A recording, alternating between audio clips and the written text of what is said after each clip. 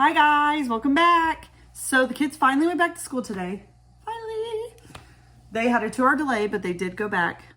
I was trying to think up new ideas or something that I haven't done in a while. I've done a lot of coupon hauls. So I figured I'd talk to you guys about some budgeting ideas because I haven't done that for a long time. And since I'm still here, me and Lucas, we're just snuggled in. I figured I would talk to you guys about some of the things that we do with our budget that helps us in the long run.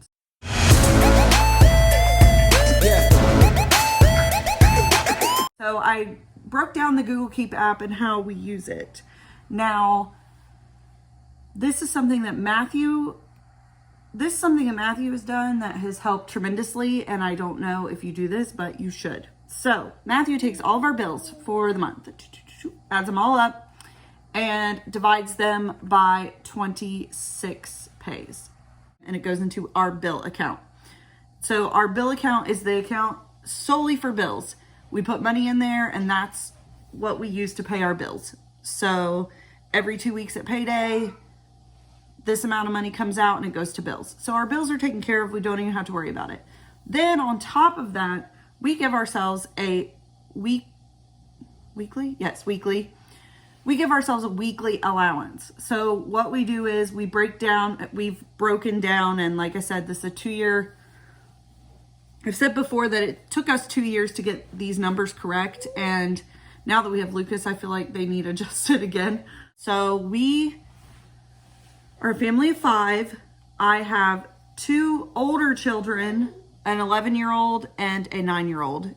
And then we have Lucas, who is almost 9 months old. And then me and Matthew. So for a week, we budget for food.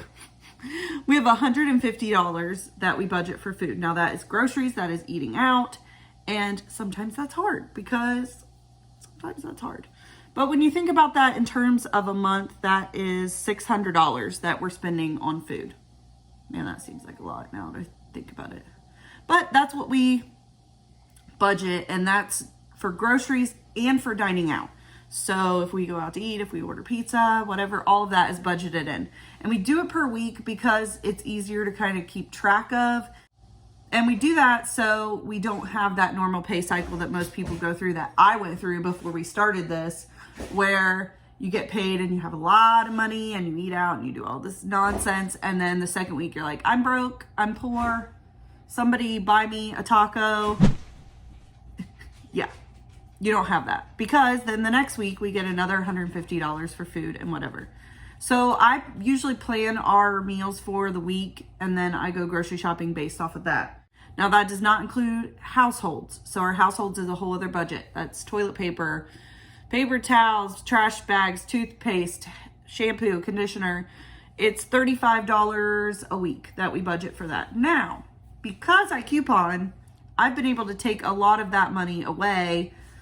So let's see what else. Food, households, and gas are part of our weekly budgets. We budget $65 a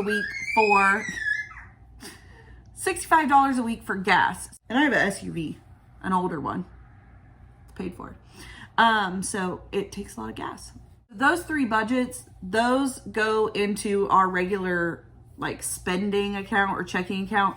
Now most people will pull that out and use it as cash.